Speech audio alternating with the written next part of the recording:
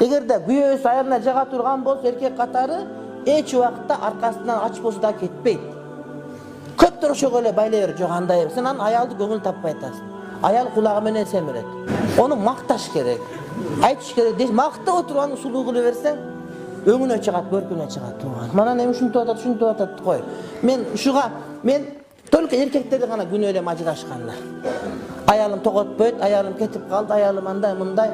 Анткени эркектерге акылды аялдардан 2 эсе көбүрөөк берген. Аялдарга сезимди эркектерден 2 эсе көбүрөөк берген. Алардын сезимдерине ойногонду тийген сен үйрөнүшүң керек. Искусство болуш керек бул деги. Бул өнөр. Бул жашоо тууганы. Аны туура түшүнбөй аялдарды кыйнабаш керек. Байкуштар сага келип тийсе, сага никеңе макул десе, өзүн багыштап атса, анан дагы деле кетип калат дейсиң. Ал жөн кетпейт.